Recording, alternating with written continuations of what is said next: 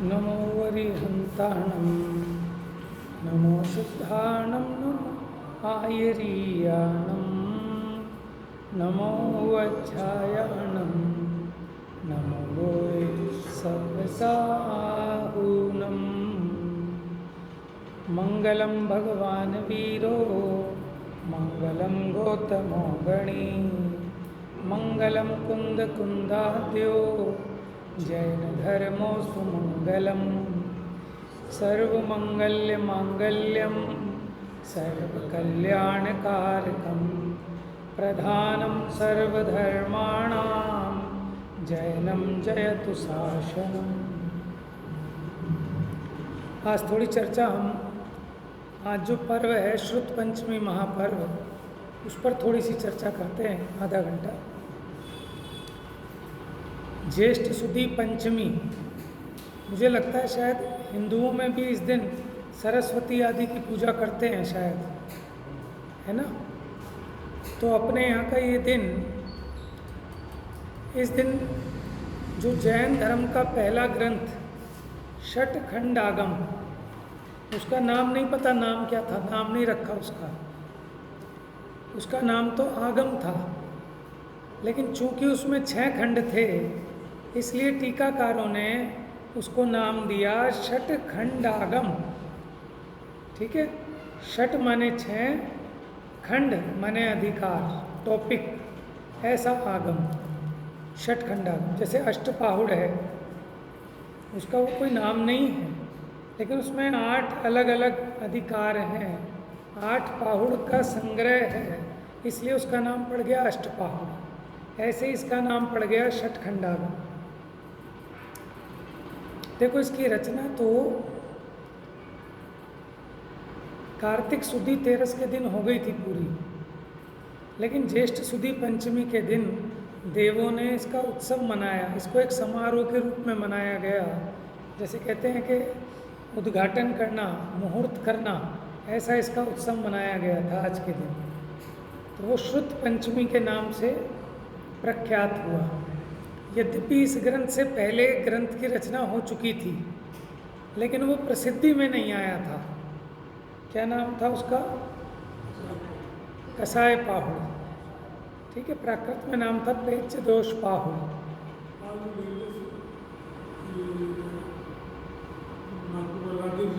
हाँ,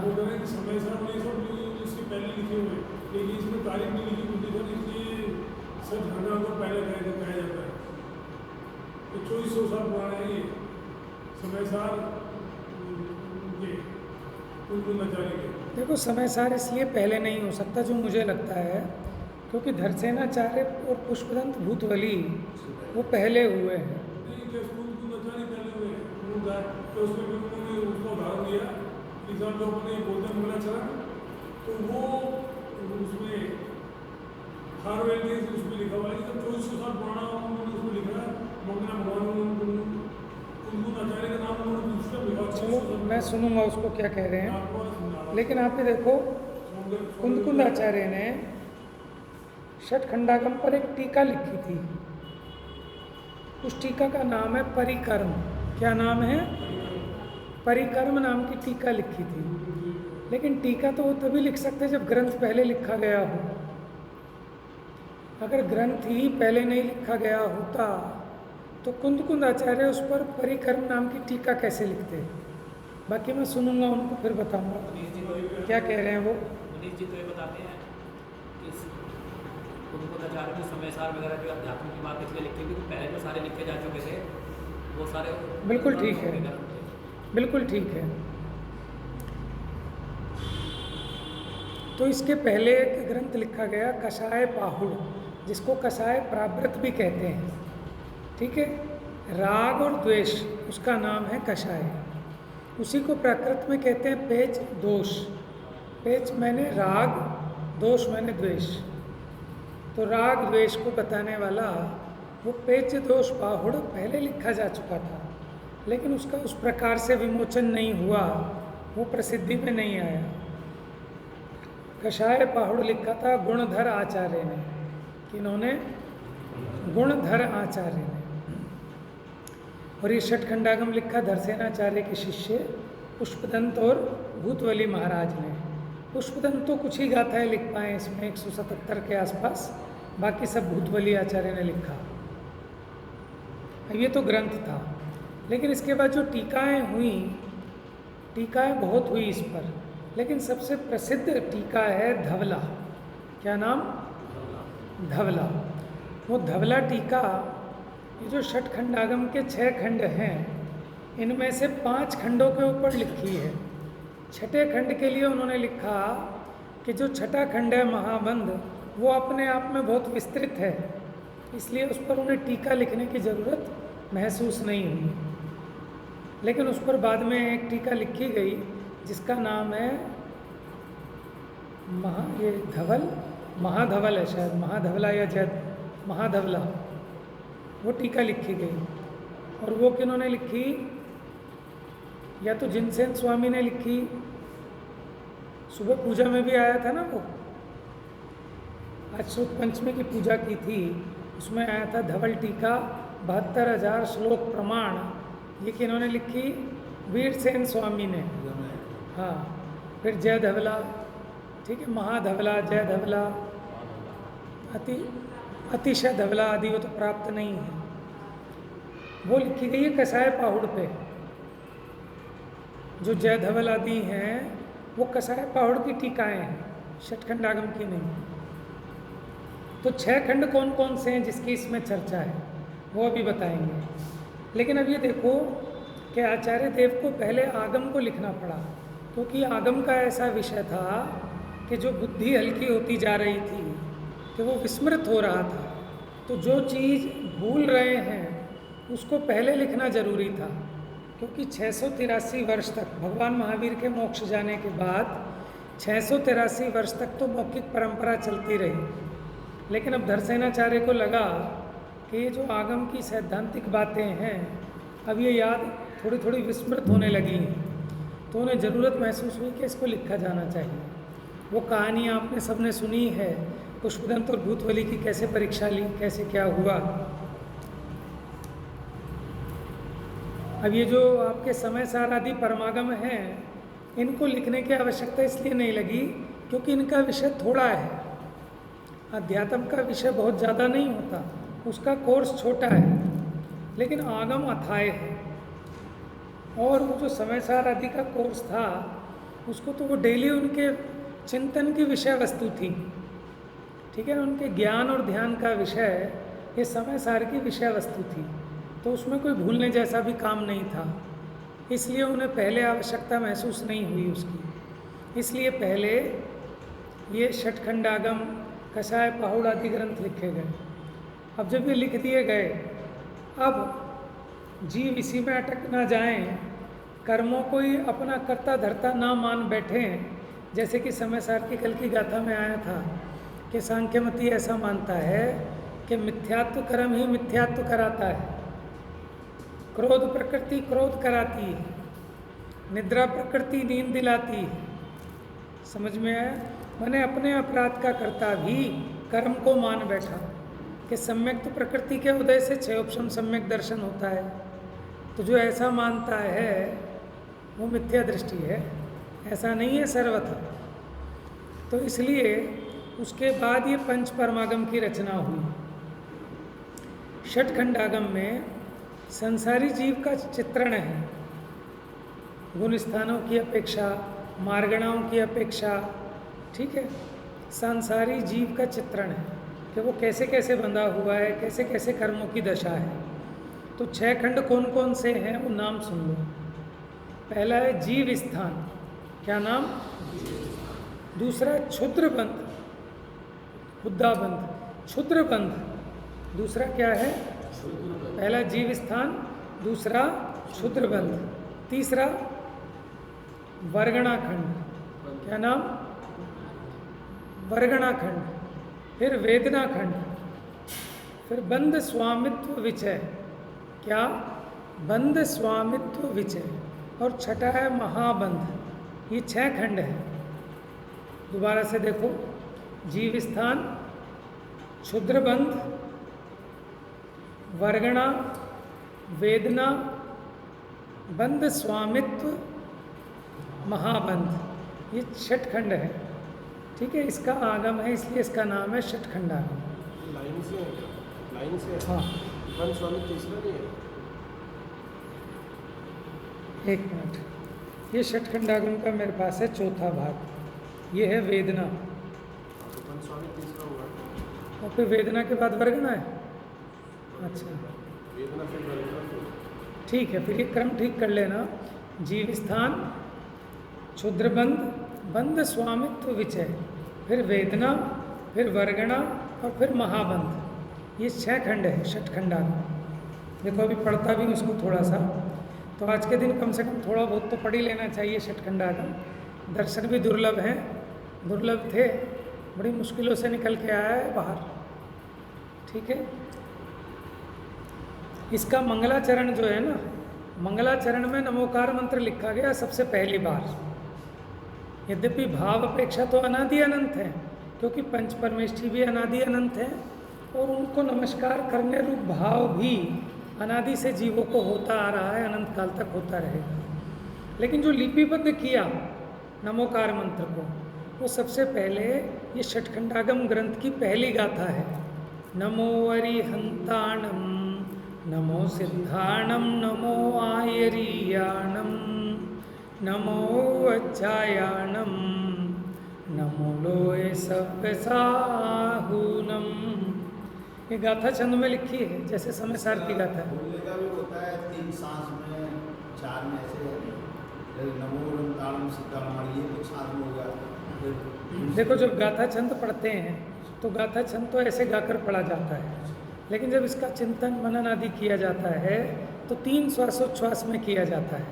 जैसे पहला श्वास लिया तो नमो अरिहंताणम, नमो सिद्धाणम, ठीक है, फिर सांस छोड़ेंगे, हो गई। नमो आयरियाणम, नमो वज्जायाणम, ये हो गई सांस। फिर तीसरे में नमो लोए सव्यसाहूनम, वचनों से बोले या अंतर जल मन संबंधी करे, तो आचार्यों ने 3 श्वासोच्छ्वास में नमोकार मंत्र का जाप कहा है। लेकिन जब गाथा पढ़ते हैं, अब लॉजिक ज़्यादा तो हम नहीं कह सकते, जो मंत्रादिक होते हैं, ठीक है ना, उनका, ताकि कितने अक्षर हैं, कितनी मात्राएं हैं, भाई साहब ने बताया था, भूल गया। इन्होंने बताया था कितने समय में पढ़ा जाना चाहिए। जैसे इसमें 35 अक्षर हैं, 58 मात्राएं हैं, ठीक है ना, वो उचित रूप से बोली जाती है। और फिर इसके साथ साथ प्राणायाम भी होता है, जो पूरक, कुंभक, रेचक। तो जब हमने श्वास ली तो उसको कहते हैं पूरक, फिर उसको भीतर रोका कुंभक, फिर जब उसको छोड़ा रेचक।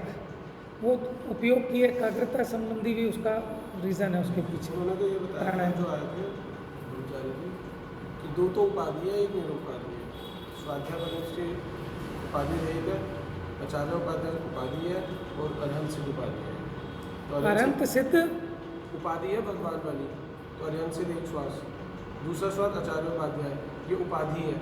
और सर्व साधु में सब सम्मिलित हो, तो इसलिए हाँ, ऐसा नहीं होता तो ये चीज़ को अगर हम ध्यान करेंगे तो विकल्प किसी में नहीं, अगर हम, अगर ध्यान रखें हाँ यही करें। देखो, ये भी शुरू में ध्यान रखना पड़ता है। वो भी ध्यान इसलिए ताकि बाहर की जगह से ध्यान हटे। इसका ध्यान ही नहीं हटता है, पड़ जाता है नमोकार मंत्र, इसका ध्यान बाहर ही घूमता रहता है। तो कम से कम अपनी श्वास को साधता है, तो उसके पीछे थोड़ा सा शारीरिक और वो शरीर विज्ञान भी होगा, पवन साधना आदि का विज्ञान भी होगा, जिससे कि थोड़ी उपयोग की एकाग्रता बनती होगी। ये पंडित आए थे ना, उन्होंने लंबा खींचा था, नमो ऐसे करके बोला था। हाँ हाँ, चौघड़िया जी जिन्होंने बोलता समय सार लिखा है। ऐसे लंबा करके। हाँ। चलिए अभी थोड़ा सा पढ़ता हूँ, आपके सामने प्रस्तावना है।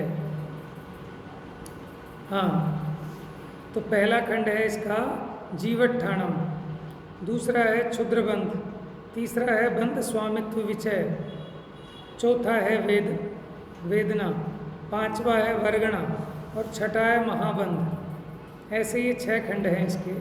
और ये षटखंडागम पर जो अभी प्रचलित टीका है वो है धवला। क्या नाम है? षटखंडागम किसने लिखा? पुष्पदंत भूतबली आचार्य ने। और उसकी धवला टीका किसने लिखी? वीरसेन स्वामी। धवला मतलब क्या होता है? धवला का मीनिंग क्या है? धवल बना है स्वच्छ से, शुद्ध, साफ। इसमें ये विषय भी उठाया है कि इसका नाम धवला क्यों पड़ा। बताता हूँ, प्रस्तावना में दिया है।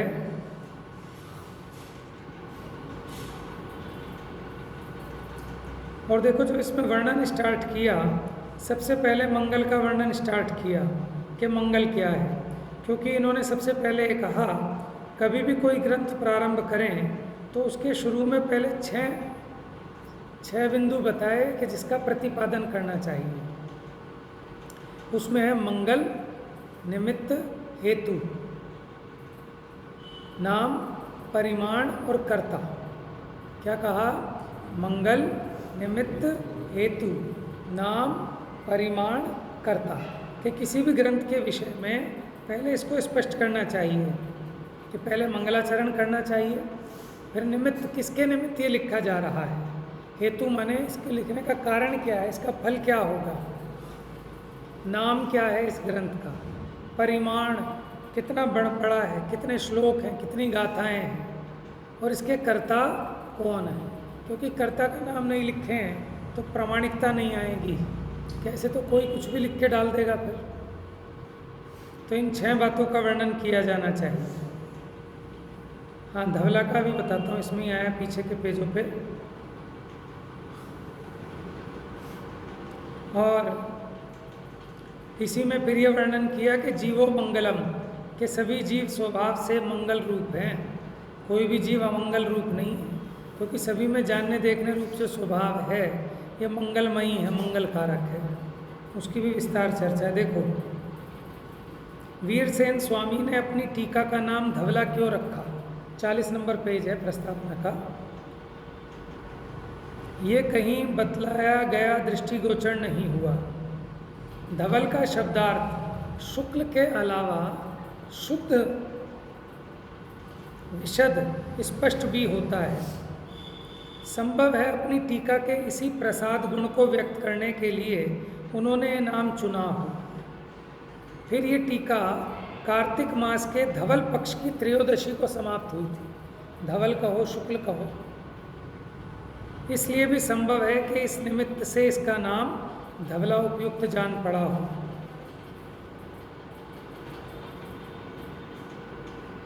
ये टीका समाप्त हुई थी धवल पक्ष की त्रयोदशी को। ग्रंथ छठखंडागम तो वही ज्येष्ठ सुदी पंचमी के दिन समझिए।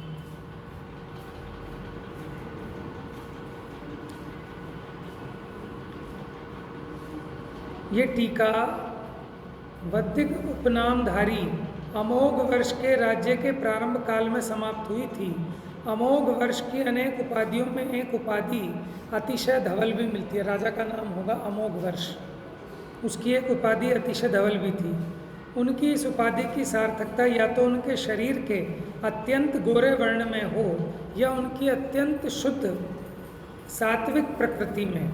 अमोघ वर्ष बड़े धार्मिक बुद्धि वाले थे।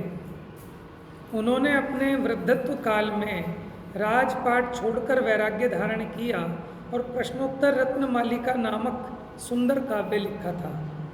बाल्यकाल से ही उनकी धार्मिक बुद्धि प्रकट हुई होगी, इसलिए संभव है उनकी अतिशय धवल उपाधि भी धवला के नामकरण में एक निमित्त कारण हुआ।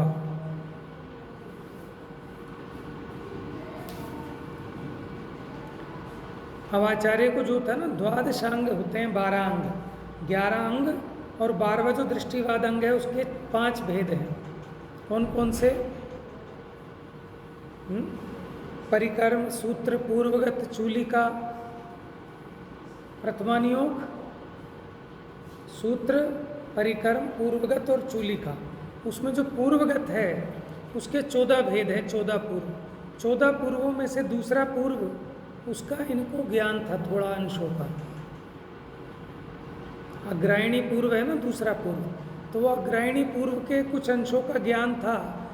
उसमें ये महाकर्म प्रकृति प्रावृत है, उसका ज्ञान था। इस पे से उन्होंने षटखंडागम ग्रंथ की रचना की है। अब थोड़ा सा ग्रंथ का प्रारंभ पढ़ लेते हैं। तो ये तो सामान्य परिचय हुआ षटखंडागम का।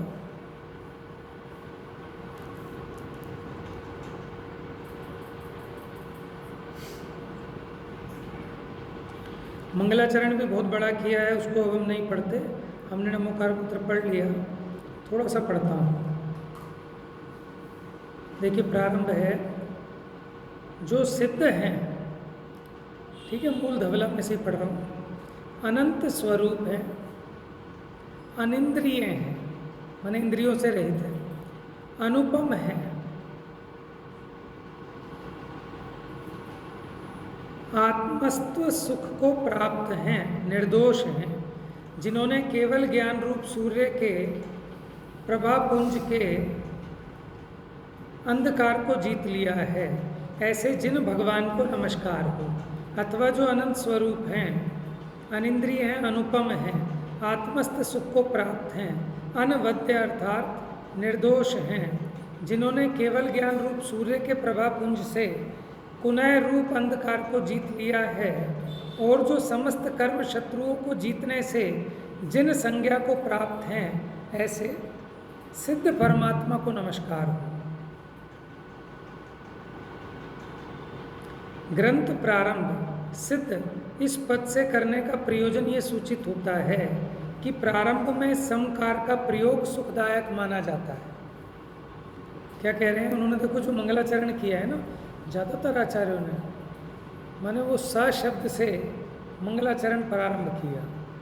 जैसे वो गोमठ सार में सिद्धम शुद्धम प्रणमीय, वहाँ भी सा से किया। अब यहाँ भी सिद्धमणंत मणिंदीय मणो मपत्थ सोखमण वज्जम केवल पहोहनिज्जिय दुन्नय तिमिरम जिणम नमः। तो सा से क्यों प्रारंभ किया कि सा से प्रारंभ होने वाला शब्द सुखदायक माना जाता है। अगर आप लोगों के नाम देखेंगे ना, तो एस नाम से सबसे ज़्यादा नाम मिलेंगे। एस नाम वाले वो सबसे ज़्यादा हैं। तो ग्रंथ प्रारंभ, देखो ये जो आचार्य थे इनको सारा ज्ञान होता था, मंत्र विद्या का भी, ज्योतिष विद्या का भी, सब चीज़ों का। तो सबके हिसाब से एक एक चीज़ लिखते थे। अब यहाँ तो ज्ञान नहीं है ना, ठग ठग बचे हैं, इसलिए मना करते हैं। बाकी ज्योतिष भी एक विज्ञान है, मंत्र शास्त्र भी एक विज्ञान है, ठीक है ना। साइंस है, कैलकुलेशन पे आधारित है, नक्षत्रों की गति के आधार पर, और उसकी कैलकुलेशन सही बैठे तो आप भविष्य बता सकते हो।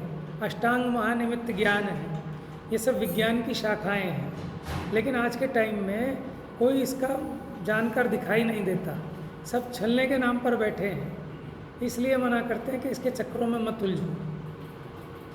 बाकी इसका मतलब ये नहीं कि विद्या होती नहीं, विद्या होती है, ठीक है, और आचार्यों को होती थी।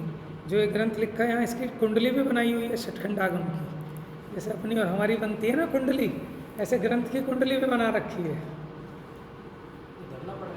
हाँ, षटखंडागम की टीका है।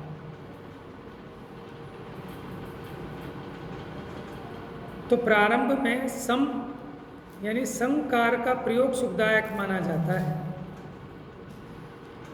यही देखो इन्होंने अलंकार चिंतामणि से रेफरेंस भी दिया। सकार सुखदायक होता है और हकार दुखदायक होता है। तो आपको हा से प्रारंभ नहीं मिलेगा मंगलाचरण, सा से मिलेगा ज़्यादातर।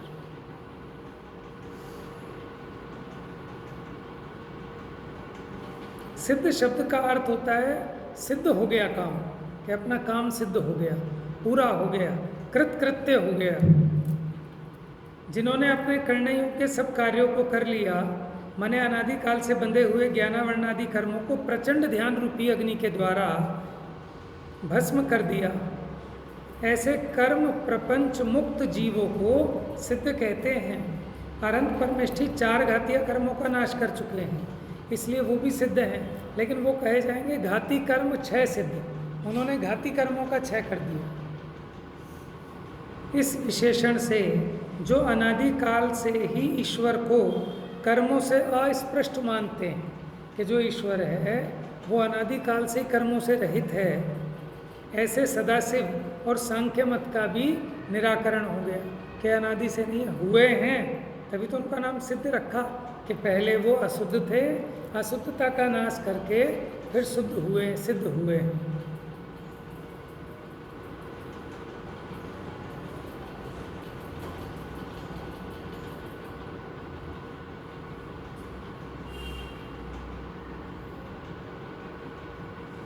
अब एक एक विशेषण को बताया, अनंत का क्या मतलब, अतीन्द्रिय का क्या मतलब, अनुपम माने क्या, आत्मस्थ सुख माने क्या, खूब विस्तार से इसका खुलासा है।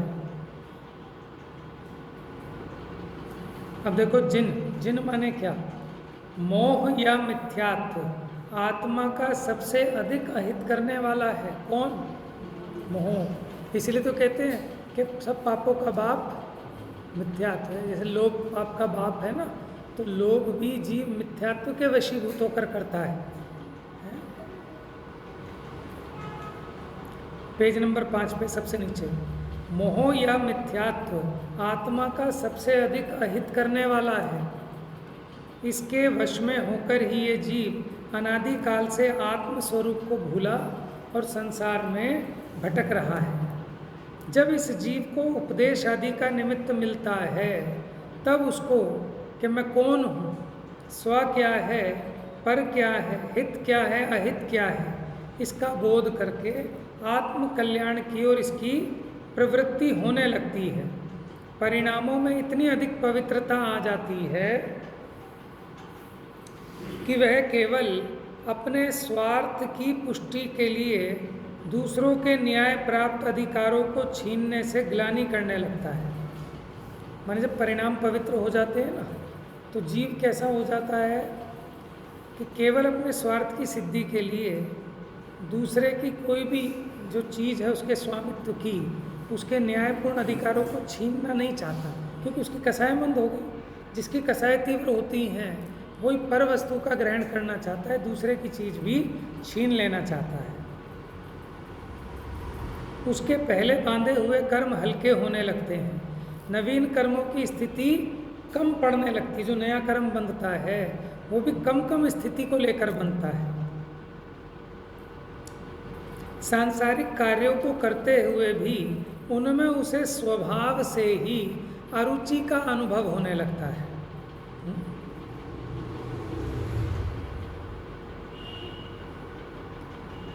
देखो जैसे बालक की दशा, तरुण होने पर बच्चे को कितना समझाओ नहीं समझता, और जब तरुण हो जाता है उसको कहो कि जा गिल्ली डंडा खेल ले, जा कंचे खेल ले, वो नहीं खेलेगा, उसका मन ही नहीं करता कि चल पकड़म पकड़ाई खेल ले, उसका मन ही नहीं लगेगा। समझ में आया? उसी प्रकार के जगत के कार्य करते हुए भी उनसे विरक्त होने लगता है। तब कहीं समझना चाहिए कि ये जीव सम्यक दर्शन के सन्मुख हो रहा है। फिर भी ऊपर जितने भी कारण बतलाए वे सम्यक दर्शन की उत्पत्ति के समर्थ कारण नहीं हैं। इनके होते हुए यदि मिथ्यात्व का उपशम करने में समर्थ जो 3 करण परिणाम है, अधःकरण, अपूर्व करण, अनिवृत्ति करण, अगर वो हों तो समझना चाहिए कि जीव सम्यक दर्शन को पा सकता है। नहीं तो 4 लब्धियां तो अभव्य को भी हो जाती हैं। ठीक है, 6 उपशम, दूसरी कौन सी है? विशुद्धि, तीसरी देशना, चौथी प्रायोग्य। ये 4 तक तो अभव्य भी आ जाता है, लेकिन 5वीं जो करण लब्धि है वो उसे ही होती है जिसे अंतर मुहूर्त में सम्यक दर्शन होना हो।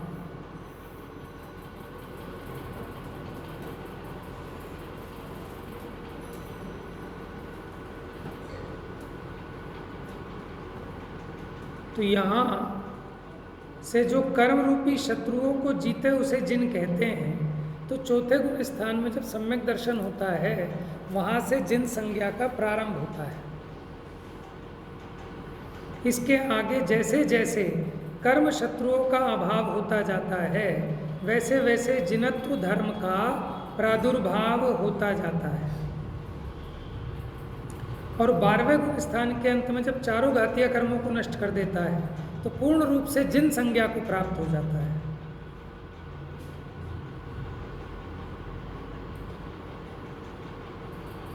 तो इस प्रकार अनंत और सिद्ध परमेष्ठी को नमस्कार किया। उसके बाद जिनवाणी को, फिर साधुओं को,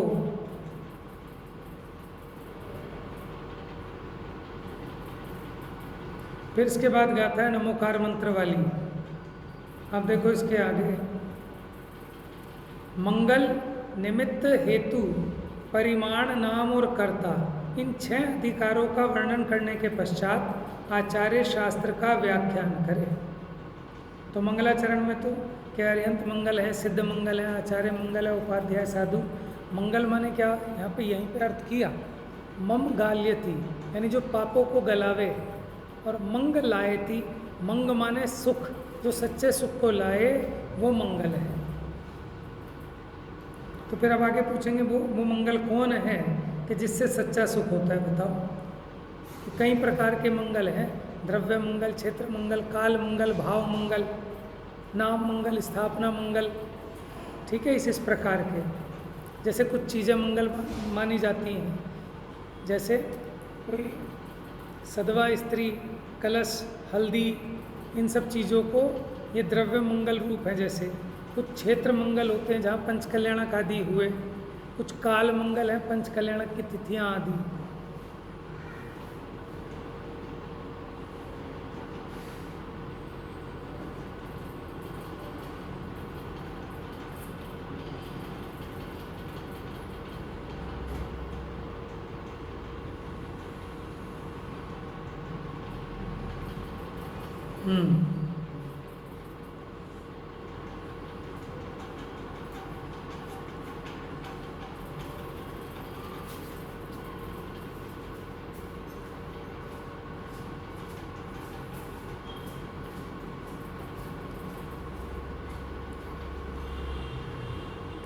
फिर इसमें आगे चर्चा ये भी आई कि जीव मंगल है।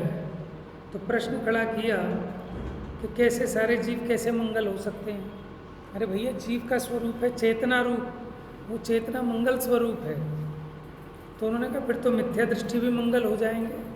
कि भैया हाँ, जीव तो सभी मंगल हैं, लेकिन इसका मतलब ये नहीं है कि उनका मिथ्यात्व भाव, मोह राग द्वेष भाव मंगल हो, ऐसा नहीं है।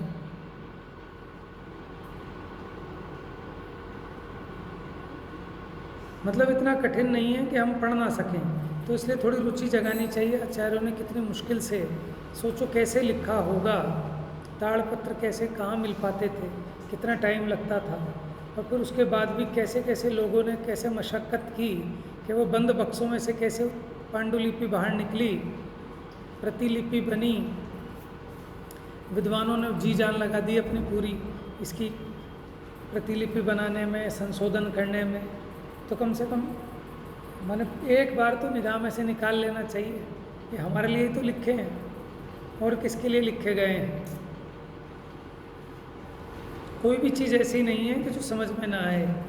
कि देखो अभी अपने को ज्ञानी प्राप्त हैं, अपने को नहीं समझ में, अपने से बड़े जो ज्ञानी हैं उनसे पूछ सकते हैं।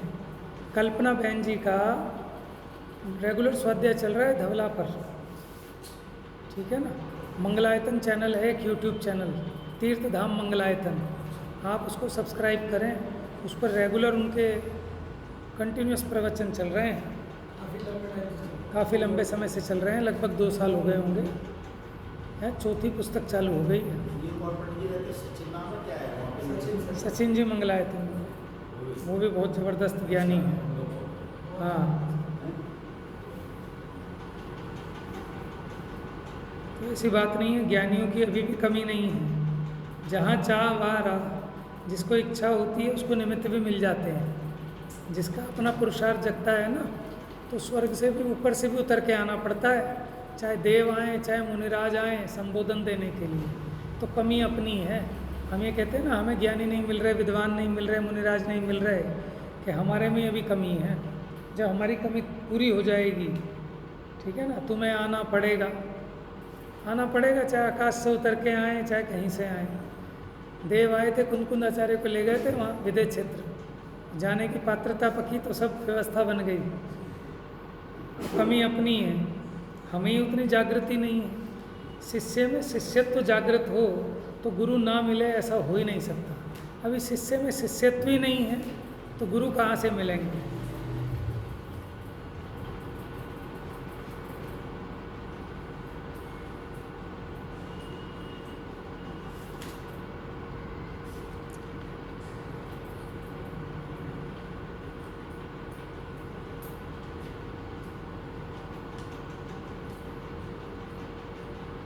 तो मंगल का बहुत लंबा खुलासा चल रहा है इसमें।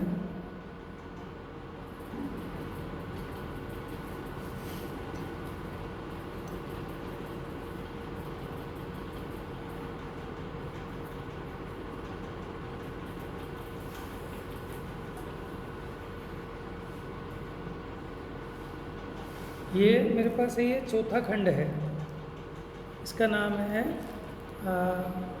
वेदना खंड। तो इसमें एक बात आई बहुत अच्छी कि जो शास्त्र हैं वो स्वयं मंगल स्वरूप है। इन शास्त्रों को पढ़ने पर कर्मों की निर्जरा होती है, तो फिर अलग से मंगल क्यों किया? तो उन्होंने कहा मंगलाचरण करने पर शास्त्र पढ़ने में जो विघ्न आएंगे उन संबंधी कर्मों के नाश के लिए मंगलाचरण है। समझ में आया? मंगलाचरण क्या होता है कि अपने जो इष्ट देव हैं उनका स्मरण करना। उससे क्या होता है कि कषाय मंद होती है, परिणाम उज्ज्वल होता है। तो उससे क्या होता है कि तत्संबंधी जो विघ्न करने वाला अंतराय कर्म है वो उसका क्षयोपशम होता है। तो उससे जो हम शास्त्र पढ़ेंगे इसमें आने वाले विघ्न नहीं आएंगे। ठीक है, दोनों अलग अलग बात हैं। मंगलाचरण इसलिए कि शास्त्र को निर्विघ्न पढ़ सकें, और फिर शास्त्र को पढ़ने पर फिर विशेष कर्मों की निर्जरा होती है।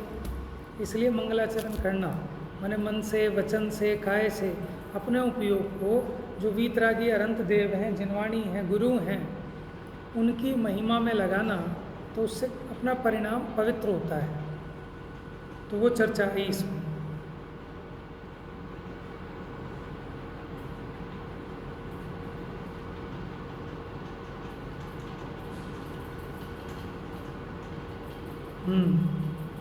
अब देखो मंगल क्या है। समय हो गया, थोड़ा सा पढ़ता हूँ। इसी पेज नंबर है 36। मंगल क्या है? तो कहते हैं जीव मंगल है। किंतु जीव को मंगल कहने से सभी जीव मंगल स्वरूप नहीं हो जाएंगे, क्योंकि द्रव्यार्थिक न्याय की अपेक्षा किंतु जीव को मंगल कहने से सभी जीव मंगल रूप नहीं हो जाएंगे, क्योंकि द्रव्यार्थिक न्याय की अपेक्षा मंगल पर्याय से परिणत जीव को और पर्यायार्थिक न्याय की अपेक्षा केवल ज्ञानी आदि पर्यायों को मंगल माना है। सभी जीव मंगल नहीं होंगे। कौन मंगल होंगे?